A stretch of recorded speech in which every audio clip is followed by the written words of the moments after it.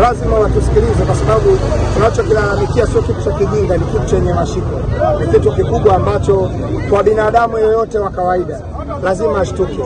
Scenario ambayo imetengenezwa kuja kuiondoa hii dabi isichezwe ni vitu vya kitoto sana vilivyofanyika. Haijawahi kutokea uwanja wa Benjamin Mkapa timu mgeni katika hizi mbili kati ya Simba na Yanga, mmoja akaja kufanya mazoezi siku moja kabla amechapa. Kama kanuni na ruhusu, ni kitu ambacho kilitengenezwa. Basi sawa, kanuni na ruhusu, kwa nini usifuate taratibu hawakuzifuata? Wamekuja hapa, meneja wa uwanja na taarifa na wenyewe wanakiri hilo, bodi ya ligi likiri hilo hadharani. Lakini kubwa kuliko lote, taasisi ya klabu ya Simba kupitia kwa msemaji wao wametoka kuzungumza jana, wakisema kwamba ni kweli walikuja na basi la mabeberu na wazee wachawi, sio wazee wa shirikisho, wazee wafupi walikuwa wanazungumza hivyo. Kama taasisi kutoka kwa msemaji wao wamezungumza kwa kauli ile, ina maana hawakuja kufanya mazoezi. Mbuzi anakuja kufanya mazoezi hapa, ndo anacheza mechi kesho hapa. Yani kila mtu ajiulize, kwa sababu kazungumza Ahmed Ali, kazungumza CEO wa Simba kwamba hapa kweli walikuja na mabeberu, walikuja hapa uwanjani kuja kufanya umma. Mabeberu anacheza mpira.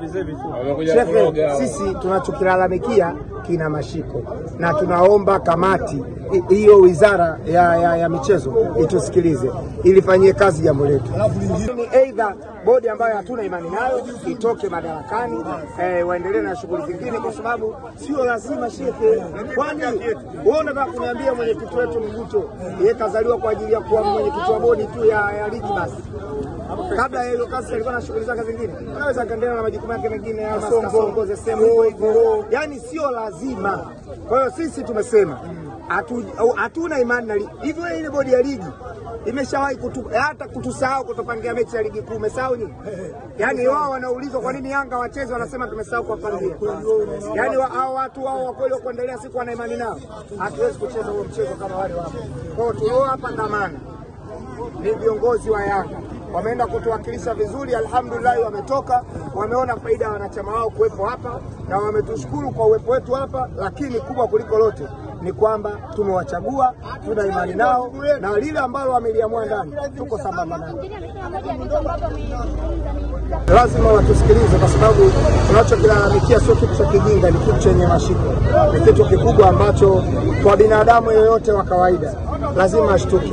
Scenario ambayo imetengenezwa kuja kuiondoa hii dabi isichezwe ni vitu vya kitoto sana vilivyofanyika.